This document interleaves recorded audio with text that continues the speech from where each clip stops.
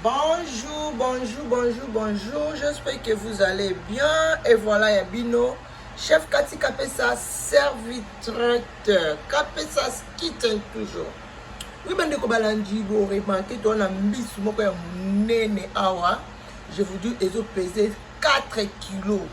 Quand on est naïf, ça rabino, quand on est sur la carte, maman Kati Kapesa, servitraiteur.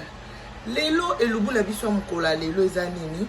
Tozo ça la capitaine et puis to tumbi yango na four na kikalungu ya four. Voilà, to sali yango na four, to sali mbisi na biso ya capitaine de bozo mona wana, to longoli ba salite kitoko, to sokoli yango, to longoli bekai bien la citron et continue à pointe.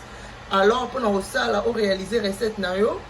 Pour na mukola lelo so lingo sala boy capitaine ezaka boy bimaka lokola mama Kati Kapesa, secret zanini. Ya liboso matungulu.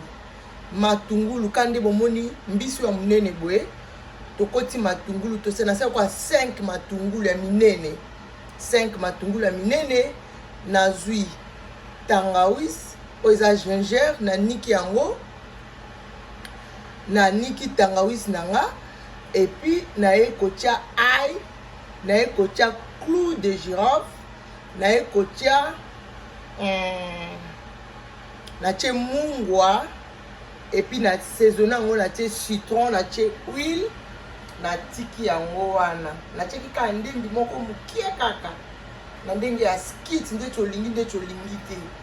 Ya après na sangisi yango na saisonné yango na niki yango kitoko et puis si biso résultat pâte moko boye ya goût et par rapport ya wana après to vi pâte wana to bandi siko ko pénétrer na kati ya musui na biso na kati ya fiche na biso nde bomoni résultat et puis si biso boye to sali mbisi moko eza goût si na sali mbiso na servitraiteur na ba fête ba so ba moni yango kaka bayaka etikala nsima te.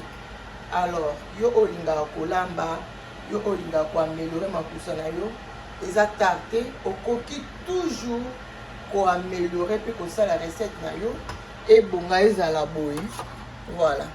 Alors lokola mbisi yango eza tellement munene makasi eza likambo ya 1 heure du temps na kati ya four te et kosala 3 heures du temps.